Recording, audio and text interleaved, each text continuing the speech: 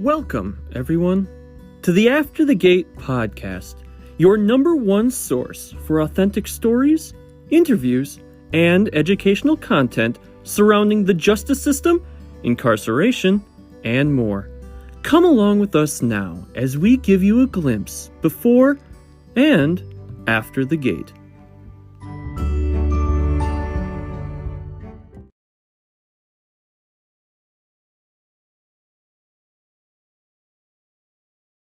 Yo, what's up, everybody, and welcome back to another episode of After the Gate. I am your host, Alexander the Great, and today we have a special guest we're going to be hopping into and talking about things prison, career, reentry, and everything contained within this. So to jump into things, tell us your full name, your age, and your location. All right, my name is Zack Bates. I am 34, and I'm currently in West Virginia right now, Martinsburg, West Virginia. Very nice, very nice. Okay, so give us a little rundown. Like, what was childhood like for you? You run a channel called Life in Prison on YouTube, which is super cool. You do a little bit of detail and stuff, but tell us about the childhood, where you were raised, what brought you up. So I was adopted whenever I was 3 by an older white couple, very religious couple. All right. They had 2 daughters of their own. So I was adopted when I was 3. I didn't know anything about my biological parents until actually about a year and a half ago now. So grew up in Maryland, down near Baltimore, kind of worked my way up pretty much, going deeper into Maryland as they moved, as I got older. Went to private school my whole life, lived in the suburbs. I had a good childhood, you know what I mean? I definitely had a good childhood. Never lived in the city, had a nice home. My mom was a private school teacher for almost 50 years. My dad kind of worked warehouse security jobs his whole life, and I went to Christian private school. Childhood, I never got in trouble when I was a kid. You know, it was kind of pretty much after I got older, turned 17, 18, that's when everything started coming. But yeah, as a kid, travel every year, since my mom was a school teacher, she had 2 months off. So during those 2 months, we would literally just travel. 2 months just driving. We'd go out west, go to different countries, just drive around. It was nice and wrong. Being in the car that long as a child, thank God I had my original Game Boy to keep me company, but it was nice. I had to see I've seen every state except for Hawaii and Alaska. And then I've been on to all the other countries that's bordering us, Canada, Mexico, Newfoundland. Yeah. Yeah. What's the best state that you've traveled to? What do you prefer? So, man, that's a good one because I feel like now when I travel as an adult, I can remember and do a lot more things than when I was a child. I would honestly have to say, man, Colorado, California, and parts of Oregon. I'm just going to link them all together as one. Yeah, I like that. Yeah. Beautiful, beautiful areas, beautiful states, man. I can agree with that. I like that. Absolutely. So Zack, so where was it like the transition from, you said you were starting to get into a little bit of trouble in your adolescence. Where did it transition into, okay, now it's like criminal activity that's affecting you, whether it's relationships, school, careers, like when was that transition happening for you? So what happened was, as a child, I was put on prescription medications, Adderall, and for years and years. And I never took my medication just because it made me feel funny. I didn't like the way it made me feel. So instead of stop getting them, my mom just kept getting them and then stashed them. I mean, this is years of 90-day scripts. So as I got older, as I said, I went to public school at the end of my term. So went to private school all the way up to junior year of high school. Ended up getting kicked out for some plagiarism stuff and finally went to public school. I lasted 6 months. So in public school, I skateboard, I snowboard, I BMX. That's the type of crowd I used to hang out with. So one day I was driving my buddy to school, and he was one of my skater friends, still is one of my best friends to this day still.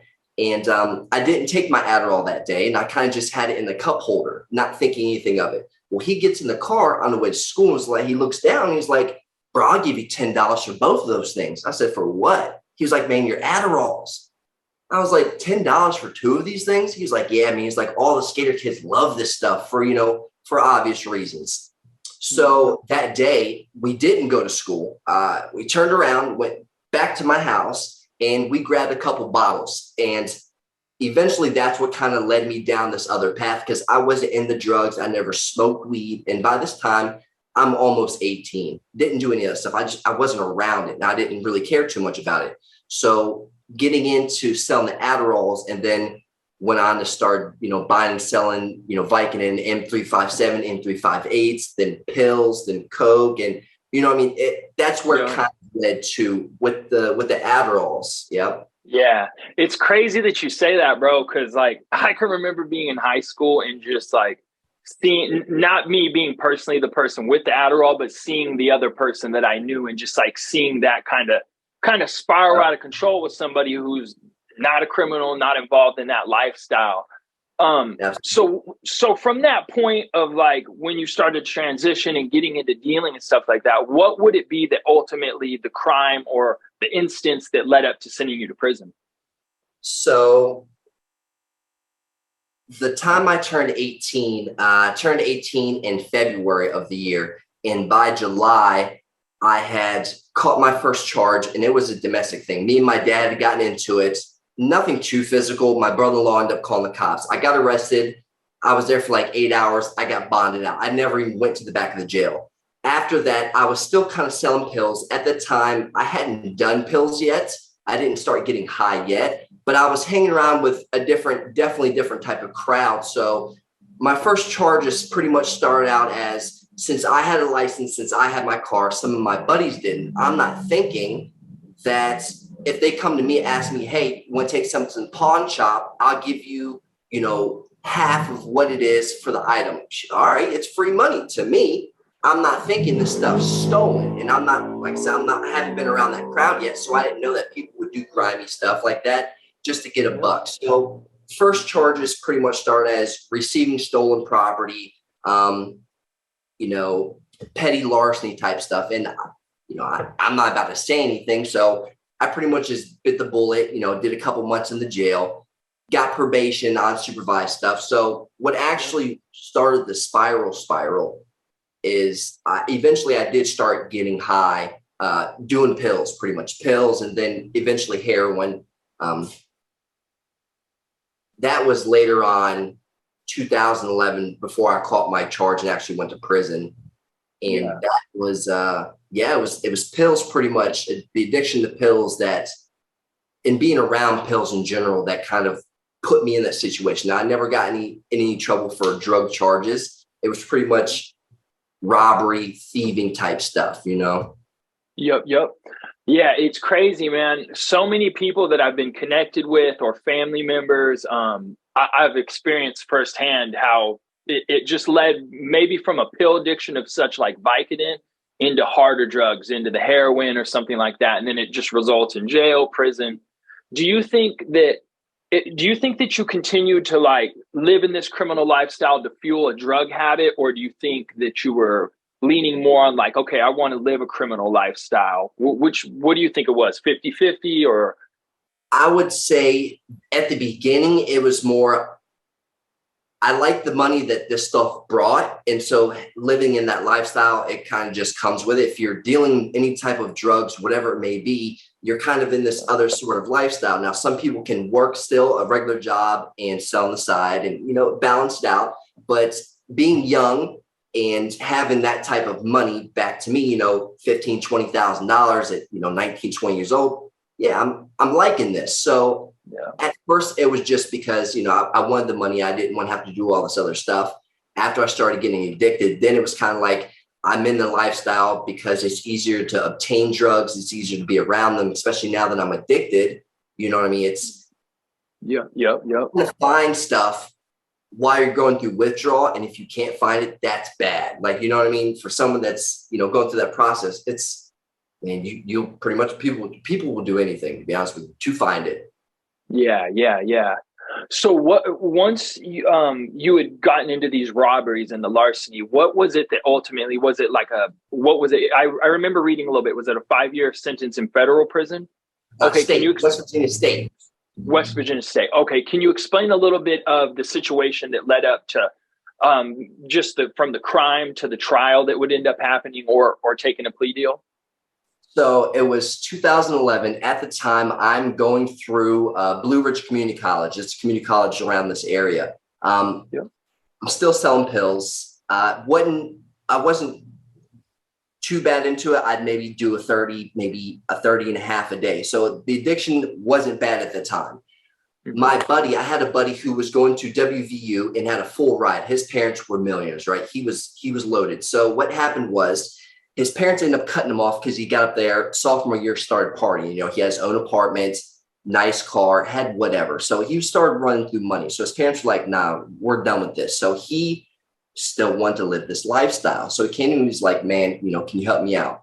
So I would always go up there every other weekend and take about 6 scripts of 30s, Opanas, Oxycontins, whatever it was, because these college kids were buying them up for top dollar. So I knew money was up there. So I was like, all right, I'm going to give you 120 of these Roxy 30s. Just give me $1,200 back after the fact. Because I knew they would be gone literally within a day. If not a day, the weekend, they'd for sure be gone. So I gave him the pills.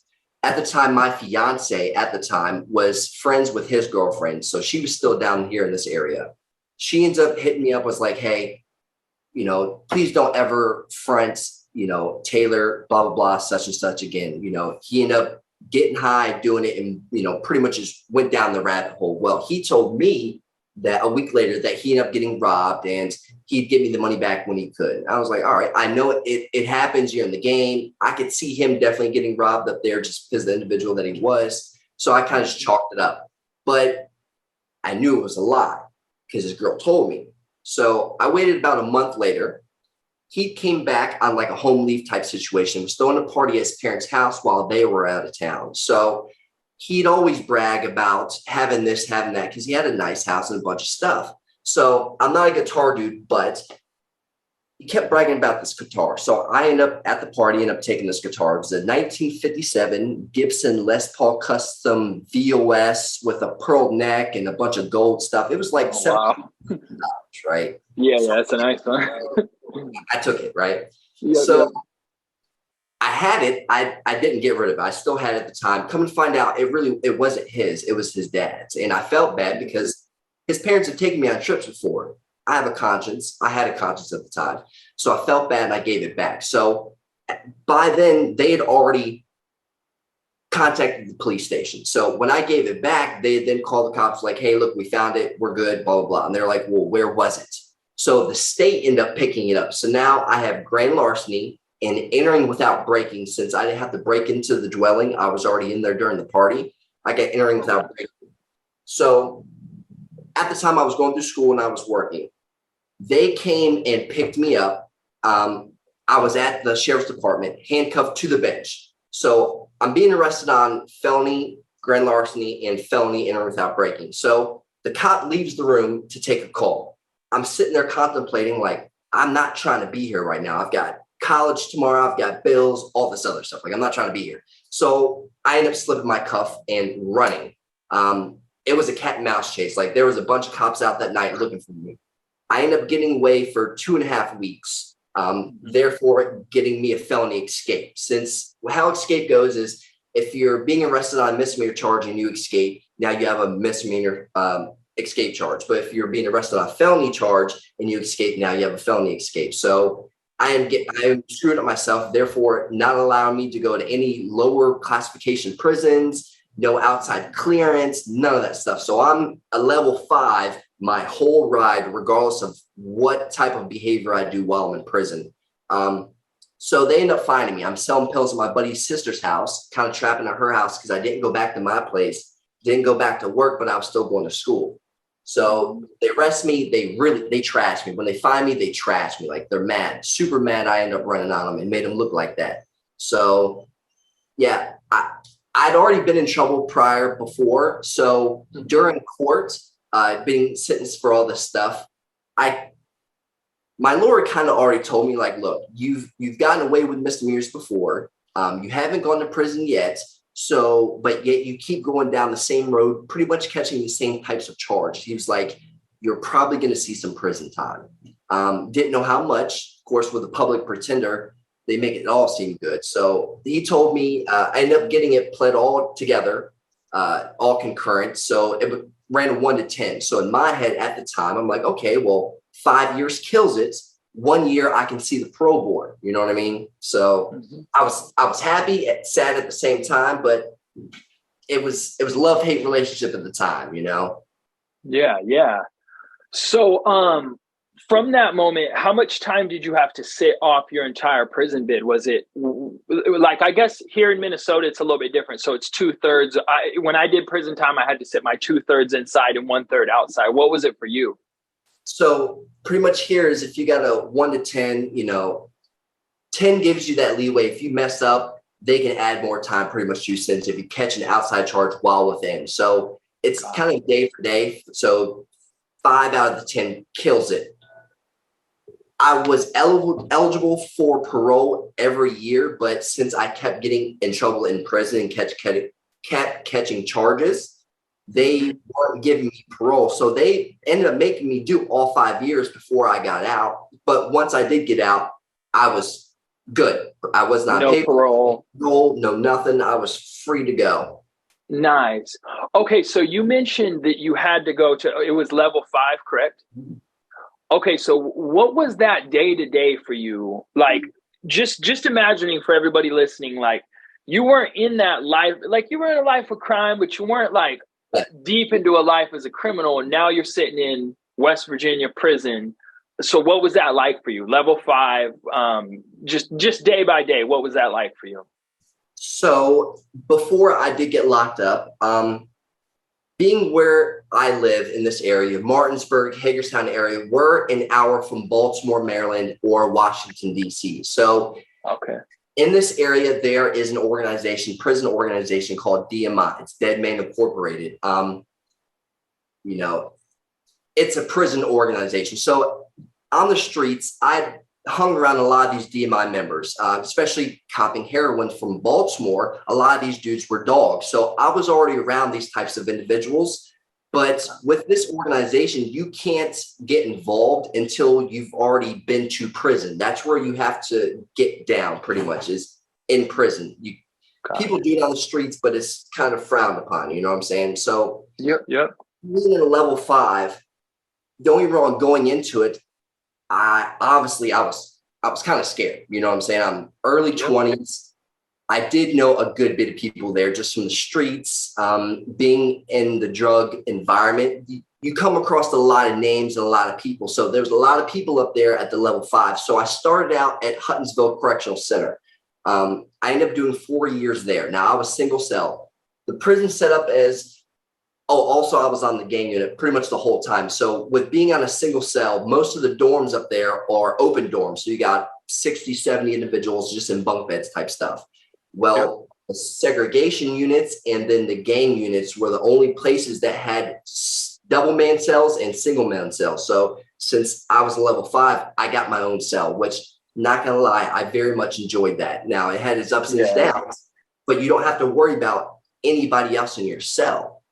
The gang unit, there was 70 individuals up there. A lot of us were DMI members. Now, DMI is predominantly white. All right. So up there, I'd only came across 2 other Black individuals that were part of DMI. So I really was the outcast, pretty much. It wasn't a thing about being scared and numbers. We had numbers, but it wasn't about. A lot of people ask me, why did you join a gang when clearly you had no reason to? As I said, if it was for protection, that would have been the number one thing you shouldn't do, considering all the Black people kind of looked at you crazy. You know what I mean? You know, the Bloods, the Crips, the GDs, BDs, and stuff like that, Vice Lords, they're all kind of like, what are you doing with these guys? Like, you know what I'm saying? You stick out like a sore thumb. And then it boils down to this. I always promote, do not ever join any type of gang, organization, whatever it may be, if people ever get locked up. That's the first thing you don't want to do. Yeah.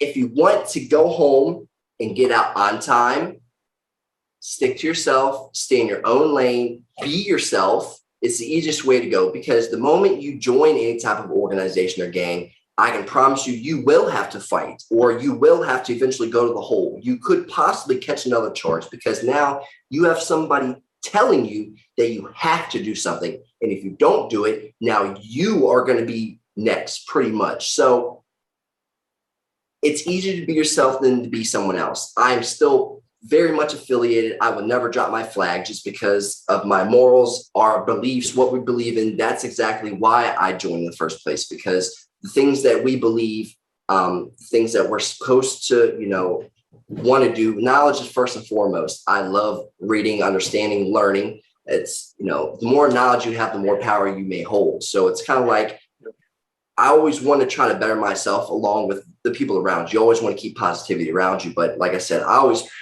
there's no point in joining a gang or organization. It's just not, it's definitely not for everybody. Some people you have to, some prisons are different, but West Virginia, it's,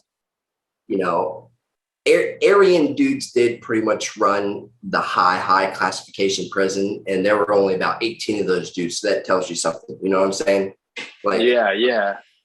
It's crazy, man. Cause a lot of people, I look at having gone to prison, I look back and a lot of people can't understand that some people do things you'd never think you would do, or you would change or jump into some, you know what I mean, to maybe protect you, or it's a whole different world, whole different society. Everything acts differently in there. Unless someone's been to prison, it's kind of hard to explain to them why people do certain things. Some prisons, you have to join a gang and it has to be of your own race and you have to stick with these people and you can't talk to nobody else. Some places it's very strict like that. Some places it's a little bit lax. Like where I was at, I could sit at the white TV, I could sit the black TV, and then others vice versa as well. People never said anything to me one-on-one about, why are you hanging with these white dudes? Like I said, they never said anything, but you could kind of tell. At the end of the day, it all boils down to respect. And as long as I give you respect, then I expect the same thing in return. If not, then it is what it is. You know what I mean? So I got along with everybody pretty much. I goofed off. I was me the whole time. I like to have fun. You can't let prison, even if you're in a very serious environment, it doesn't have to be serious all the time. I'm 100. Some crazy stuff, you know what I mean? So it's like I said, just being yourself in prison. If people don't like that, if you're a goofball, if you're, someone that likes to joke around a lot, hang around people that do the same thing, Yep. Individuals, your time will go so much easier if you just do your own time and do it how you want to do, opposed to doing it how someone else wants you to do. Yep. I like that, Zach. What do you think that with your day-to-day, let's say hobbies, friendships, connections in prison, did those help fuel, say, your transformation of just like, whether it happened in prison? I guess I'm not sure if it happened in prison or after you got out of prison, but your transformation, was it those connections inside prison that kind of said, hey, okay, Zach's going to be a different person? Because, I'm sure when you got out of prison, you hit the ground running a whole different pace, did that have a lot of connections to it? The people, those interactions and experiences? Absolutely. With me being in higher classification prisons, so after I got sent to Huntsville, they then shipped me up to Mount Olive, which is West Virginia's top state-wise prison. Like that's where the lifers go. That's where the dudes with 1,000-year sentences go. Most people that are up there have 10 years or more to the board. So, but with my behavior in prison and then my classification, Huntsville shipped me up there thinking that they were going to keep me in the hole and just bury me. No, they let me hit the yard because they had other pressing matters up there. So being around a lot of these guys who have multiple bodies, have multiple life sentences, who have they're never getting out, right? Listening to a lot of these guys tell me stories on things that they wish they could do again or things that they reminisce doing. If you can take vital information from people you may not think that information is valuable, take it all in, because knowledge, it comes in many different ways. A lot of people you may look at and be like, man, that dude know nothing. That individual maybe know a lot of things. And if you sit down and talk to somebody, you can learn a lot. So that's what I did. I retained a lot of information. I didn't just stick with individuals that were in my circle and crowd. I talked to everybody, a lot of different tops from other gangs, organizations, a lot of the OGs, a lot of the younger dudes. You get to know a lot. So I kind of had this, like I say, like you said, a key. But when I got out, I was like, okay, well, I know what not to do because I just saw this in here. Many different routes of if I got caught doing this, I'm going to go in just like dude. You come across a lot of individuals that have a cornucopia, a crazy amount of different types of charges pretty much, right? So when you're looking around and seeing all these different types of charges, you already know the end goal. You're sitting right around it. So when I got out, I pretty much had a conversation with myself. I was like, look, you're getting older. At the end of the day, who's going to take care of you? Your parents are never going to, always be there. You got to want to do it for yourself. So I try to take that knowledge that I learned and apply it to my everyday life. To be honest with you, that's the only way to do. Yep. I don't want to touch too much on the bad experiences, but for everybody that's going to be watching, listening, kids, what would you say, Zach? Like, can you give us maybe an experience that happened in prison, maybe a super violent one, or maybe you saw something happen to somebody in there that just like was one of those moments that was like, oh, wow, just seeing something and being like, okay, this ain't the place I want to be. Or, did you have one of those maybe wake up epiphany type things in there? Oh, yeah. I've told this story on my channel, and it was an individual who had said something to the wrong person, right? Being respectful, it doesn't matter if they're younger than you or older than you. Mm-hmm. Respect goes a very, very long way, and you never know what type of day another individual is having. So if you come crazy to somebody that you really don't know, it might end up bad. So I had seen an individual pretty much get his head taken off. And this is the second day I actually hit the yard up at Mount Olive. So I'm fresh up to this new prison, second day on the yard. And this individual, it was an Aryan Brotherhood who eventually ended up stabbing this dude 27 to 30 times from here up. So the guy's name was Trooper, the AB guy. They call him Trooper because he ended up killing a cop. So they call him Trooper, right? So he's never going up. Dude wanted to take his head off and walk off the weight pile with it as a trophy. Now, if words can get somebody to go to that place, I'm good. You know what I mean? I don't want to have to always be paranoid or looking over my shoulder, even though I got along with pretty much everybody. You never know. There's always going to be someone that does not like you, regardless of how successful you are, no matter how good you're really doing. Someone is going to very much dislike you. And sometimes they want to see your downfall. Sometimes they may say things. Sometimes they may physically do something. So when you've got dudes that have nothing to lose, but only to gain, killing someone in prison, pretty much in there, you're a celebrity. So with it being your own little world in there, if you want that title, these guys have nothing to lose. So they will get it. You're not going to get it with me. So after that day, I was like, I definitely had a different mindset. I show everybody, regardless if you're younger or older, I'm going to call yes, sir, yes, ma'am. I'm going to give respect until otherwise, unless you don't give it back, I'm going to give it to you. Because like I said, you never know what someone's going through. And I'm not about to be ended up like, oh boy, Yeah. Violence is the word in prison. And it's crazy because you have a lot of individuals that aren't like that on the streets, right? Here out in freedom. But the moment they get in there, it's kind of like a lot of people think that the only way you're going to get respect is if you're violent. It's sad to say, but that's kind of how prison is. People, it's a different mindset. You have to have a different mindset in there. And after I saw that, I was like, yeah, I'm good. I'm going to try to help people when I get out. I'm not with this. Yeah. It's definitely crazy, the levels of prison and the levels of custody. When I went to a close custody, which was here in Minnesota, and then going to medium, it was like night and day, like from a country club to straight like a horror film. It was just like, Now, a lot of these guys in the higher classification prisons, sometimes they do get a little bit more freedom, but it comes with a cost. You're never going home. You know what I mean? Yeah. So it's night and day. It's crazy. The difference. Night and day, man. So Zach, what about, so explain like what reentry was like for you. Was that like preparing 2 years before release, 1 year before release, 2 weeks before release? Did you have a support circle? Did you have like this whole plan of like, okay, I'm going to get out and this is the career path I'm taking? And did it take that? Explain that for us. So every year I really thought that I was going to end up getting out. Every time I went up for parole for 5 years, I kept doing the reentry plans, and pretty much every time I had a lot of write-ups. So, you got to hope for the worst and pray for the best type stuff. Yeah. I thought I had a plan when I got out, and I kind of did. So when I eventually got out, I had pretty much family and friends. I had a few friends that stayed in contact, but yeah, for sure, my mother, my father, and my sisters were always there for me the whole time, no matter what.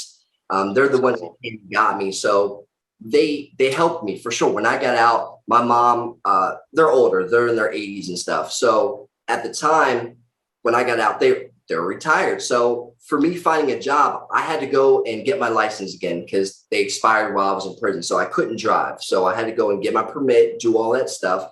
So to find a job, my mom would pick me up and take me to work every day or whenever I needed to work until I could get to that point where I could get my license and all that stuff. So they definitely pushed and helped me. They let me come back to their house, and so I could get on my feet and find my own place. That's love. I knew when I got out as a felon, I knew in this area, the only places that were really going to hire that kind of paid money was factory jobs. So it's easy to get into, it's good money. And that's exactly, I jumped right into that and worked, factory jobs, started building roof trusses and stuff. And then I'm working around these older gentlemen, and, they're in their 50s and 60s and stuff. They're making good money, but they're always complaining about their backs, their arms, their joints. So with me still being in my early 20s or my late 20s at the time, in my head, I'm thinking, well, what can I do as a career that's not going to break me down while I'm still young? So by the time I can retire, there's nothing left to retire to because I'm all bent up and beat up. So that's what eventually made me go down the path to go back to school to obtain my medical degree so that I could be around individuals that I can help on a daily basis. Plus, you're in a controlled environment. You know what I mean? You got AC bumping when it's high. You got the heat bumping when it's cold. Yeah. And going from being in prison around nothing but dudes all the time to being one of the only male nurses in the urgent cares that I'm working at, there's always a plus being around a bunch of females. Now, don't get me wrong, I do have a girl and I very much love her to death. But before I was with her, that's what my mindset was. You know what I mean? Like, bunch of chicks. Yeah, of course. I love this. Yeah. It probably makes for an easy setting for sure to be able to work around. And it's respectable, man. Everybody loves the profession. It's good. So Zach, tell us like from today, what are you doing today? What's life like for you? Tell us about, do you have kids? Is there like a goal within your career that's going to push you further? Are there like some extra curricular stuff that you have going on? Explain that. So I currently work at an urgent care in Hagerstown, Maryland. Like I said, I'm a male nurse. I'm currently going back to school. I would like to obtain, I would like to be a nurse practitioner eventually. I like being in the medical field. I like seeing the smiles on individuals' faces when they leave out the door, seeing them when they first came in, they're crying, they're upset, being able to help somebody who you absolutely have no idea who they are, you know what I mean? But being able to put a smile on their face is definitely a plus. I don't have any kids. Like I said, I'm 34. I have no kids. I've always tried to be, I'm not going to say smart about it, but back when I was doing the dirt and stuff, I knew it wasn't the time to try to even raise a kid. So I tried to always make sure that I was in the right setting before that happened. So now I like older females. So I'm not going to say her age, but she's definitely in her 40s plus. You know what I'm saying? Yeah. She's got kids. I love her kids. So I'm cool with that. You know what I mean? We like to travel. Cool. We like to see things. Now that, I'm getting older, I want to do the things that I used to do when I was a kid, travel. So every weekend we're going somewhere here locally, finding a place that's an hour, hour and a half away, 2 hours away, and always hitting different spots. And then when we do have time, we do go out west, visit my biological parents and my adoptive parents and go see stuff out there. So right now in my free time, I am a sponsored fingerboarder. I grew up skateboarding, snowboarding, BMX, and I still actually ride BMX, heavy into cars. I like tuner cars, got a couple Infinities. Nice. As you saw, I have my living room is pretty much a fingerboard park. I've got 3 different parks set up. So if I'm home, I love it. The girl's not here, I'm fingerboarding, making clips, sending them off, Instagram, YouTube, TikTok, just trying to get people to go to my sponsor and go and get some stuff. You know what I'm saying? It keeps me sane. With my ADHD, it helps. It helps. Yeah. And for everybody that's listening, be sure down in the video description below, you guys can click all his links, tap in. Everything he's talking about will be down below. And Zack, so what, 5 years, man, what's the next 5 years looking like? What do you want the next 5 years with your branding, with your business? You said you want your career to be a nurse practitioner, maybe even further than that. What's the next 5 years look like for you? So right now, I just passed 7 years being out of prison. I was locked up 2011, 2016. So I paid to get my record expunged. You have to wait 5 years after discharge or into parole to even be able to do all that stuff. So since I have no drug charges, I have no violent crimes, I was then able to get into the medical field. Because a lot of people are like, how are you working in a hospital or urgent care when you're a felon? Well, every state's different. As long as you don't have any violent crimes or drug charges, you can then get into the medical field. Now, certain places will not still hire you, but so I'm paying to get that done so I don't have to deal with that anymore. $1,500 to get 3 felonies and a couple of misdemeanors expunged. I'll take that for sure. So that's worth it. Yeah. Definitely got to have that. People don't understand that working in the medical field, it's a different type of job. It's not physically strenuous. It's more mental. So longevity, I definitely see myself staying in the medical field. I don't plan on leaving, but 5 years, my record will definitely be expunged by then. And me and my girl do plan on moving out west somewhere. My parents got a couple different properties out there with no houses. So just land. So if we wanted to build something, we'll be out there a lot closer to them. Plus her baby dad's kind of crazy. So, you know what I'm saying? It's might be nice to go that way. Yeah. Because I don't do the drama stuff, especially for no reason. So, for sure, 5 years from now, I definitely see myself either out west or preparing to move out west after her youngest is a little bit older, because that's around that 5 year mark, honestly. Very nice. Zack, so you had mentioned briefly about having your record fully expunged and you're going through that process. So for everybody listening, that's like, oh, wow, I have this record that's holding me back from something. What have you dealt with just having that on your record? And are you still affected by it anyway? And once it's removed, what's going to be, the relief? Are you going to be able to do this, that, and such?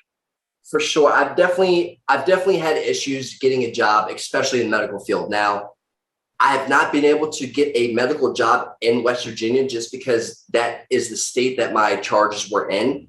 So there's a good thing and bad thing. Yes, I can't work close to home, but the good thing is I'm 20 minutes away from Virginia. I'm 15 minutes away from Maryland and 30 minutes away from PA. All 3 of those states pay significantly more in the medical field anyway. So I've always had to go across the border to get these jobs. So after I get these records expunged, I won't have any types of issues like that anymore. I was working in the ophthalmology office, all right? So it was out of PA, making first job out of school, right in.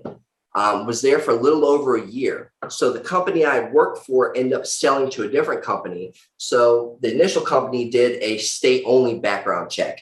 The new company that bought them out did a nationwide background check. So they found my felonies and ended up firing me solely off those felonies. So Zack, how did the felonies affect you? You spoke a little bit about getting them expunged and going through the process of paying for it. This felony getting off your record, what's it going to do and open up? And what has it neglected in your life since release?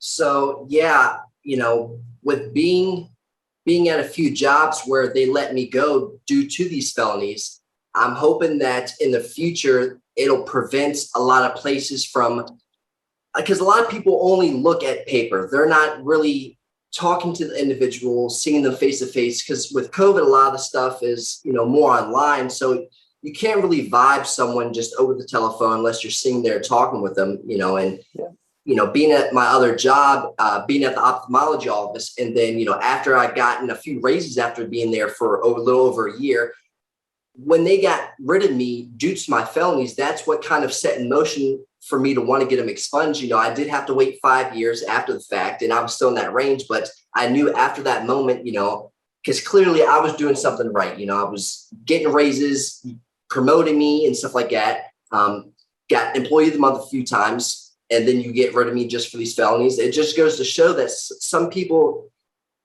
a word on a piece of paper means more than what the person themselves bring to the company in general, and it's sad to see, but a lot of people they're not getting their opportunities or chances just because of a couple of words on a piece of paper. And I think it's sad, honestly. It's really sad. Yeah, it is. It's sad that one mistake, maybe 10, 15, 20 years can still affect somebody that long. When does the punishment end, in a sense, or, Absolutely. Zach, what would you have to say? Let's talk about the 15, 16, 17-year-old you.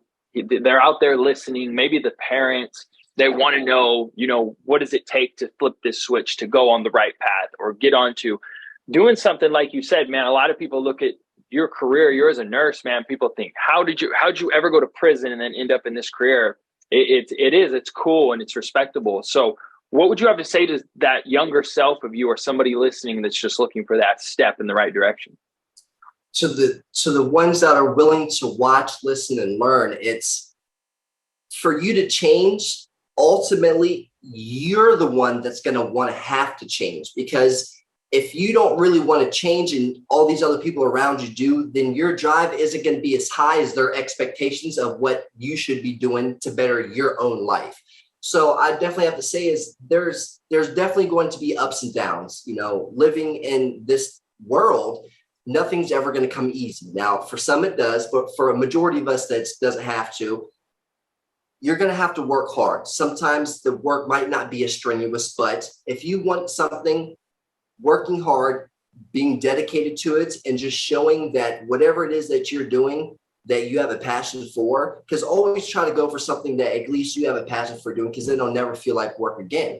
But working hard and letting people see that you're willing to go above and beyond, that's the best way to ever get ahead in life, especially nowadays.